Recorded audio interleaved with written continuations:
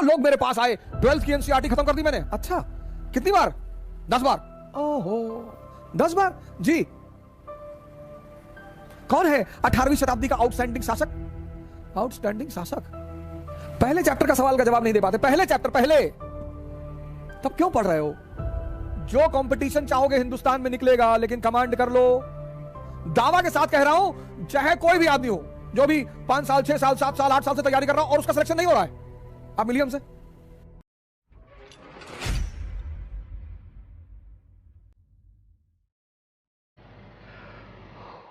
मैं बार बार तुमसे, जब भी मैं आता हूं आज शाम के मंच में, मैं आप लोगों से एक ही बात कहता हूं, पढ़ो दिमाग को जिंदा करने के लिए।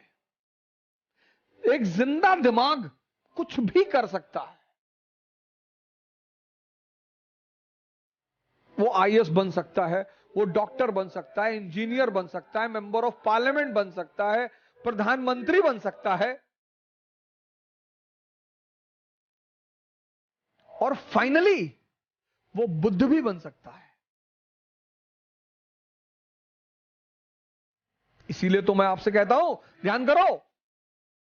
ध्यान का मतलब ये थोड़ी कह रहा हूं घर से भाग जाओ, हिमालय चले आओ।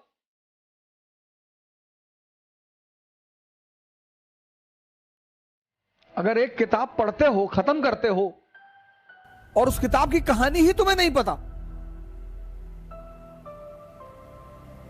हजारों लोग मेरे पास आए, 12th की एनसीईआरटी खत्म कर दी मैंने। अच्छा, कितनी बार? 10 बार। ओहो, 10 बार जी। अच्छा, तो आप एक काम करो, रिवीजन करके 2 दिन बाद आओ। नहीं नहीं नहीं, आप पूछो। नहीं नहीं, रिवीजन कर लो। नहीं, आप पूछो।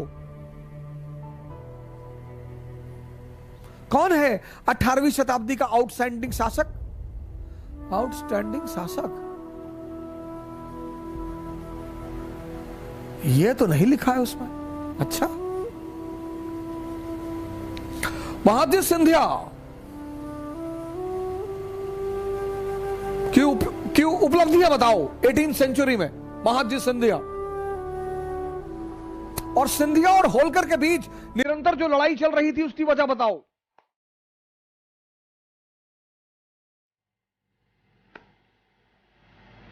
बहुत बड़ी वजह है, और वो ऐसी वजह है जिसकी वजह से ब्रिटेन ने चीन पर कब्जा किया।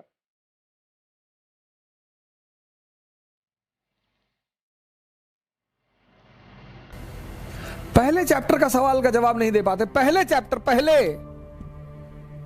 तब क्यों पढ़ रहे हो?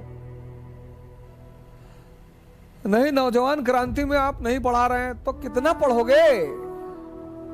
एनसीईआरटी पर कमांड कर लो। जो कंपटीशन चाहोगे हिंदुस्तान में निकलेगा, लेकिन कमांड कर लो। दावा के साथ कह रहा हूं, चाहे कोई भी आदमी हो जो भी 5 साल, 6 साल, 7 साल, 8 साल से तैयारी कर रहा हो और उसका सिलेक्शन नहीं हो रहा है, आप मिलिए हमसे। आप हमसे मिलिए। आपका आधार खराब है, बेस खराब है आपका। हाँ, आप मेंस लिख रहे हैं, इंटरव्यू दे रहे हैं, फिर तो कोई और ही रीजन है। फिर भी रीजन होगा जरूर, फिर भी रीजन होगा जरूर।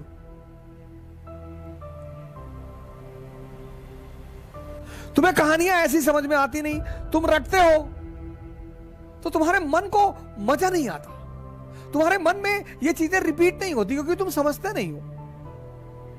बहुत सारे 90% छात्र पढ़ते हैं 10 घंटा, 12 घंटा, लेकिन जब वो पढ़ के उठते हैं तो पीछे कहानी कुछ और ही चलती है।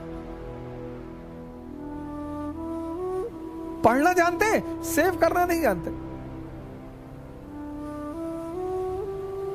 जैसे तुम कंप्यूटर में सेव करते हो ना, ऐसे यहां भी सेव होता है। अब इसको जो चीजें पसंद है वो खुद ब खुद सेव कर लेता है। आपको कोई कविता अच्छी लग गई, अपने आप सेव हो जाएगी।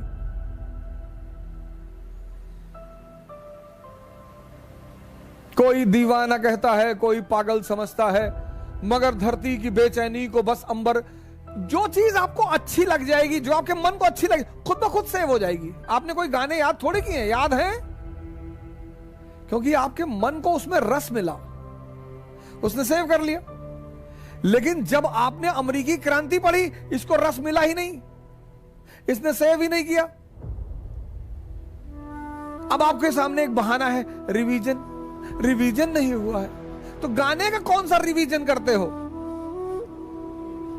10-10 गाना याद है, 20-20 गाना याद है, 50-50 गाना याद है, फिल्मों की स्टोरी याद है, वहां कौन सा रिवीजन? वहां भी तो रिवीजन नहीं करते। तुम सेव करना भूल गए हो, तुम समझना भूल गए हो। एक पक्षी है रैवन, वो बाज के कंधे पे जाके बैठ जाता है, और बाज शाहीन, पक्षियों का राजा है शाहीन, शेर के मुंह से गोश्त निकाल लेता है। शेर जब उसकी आवाज सुनता है तो शेल्टर मांगने लगता है, भागने लगता है। उसके कंधे पे जाके रैवन नाम का पक्षी बैठ जाता है।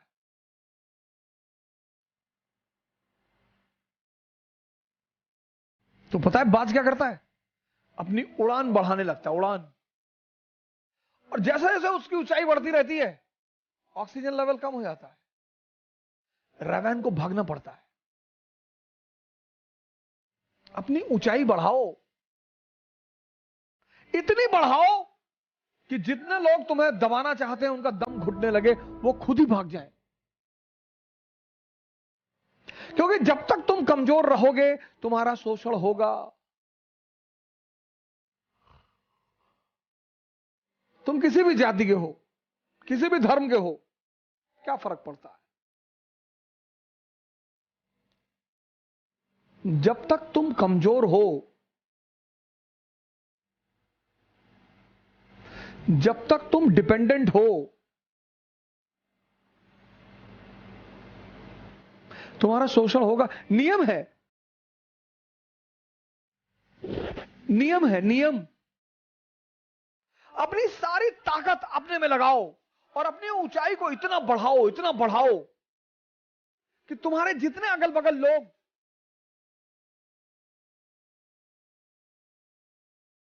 भगवान के आशीर्वाद स्वरूप तुम्हारे पीछे पड़े हैं, उनका दम घुटने लगे।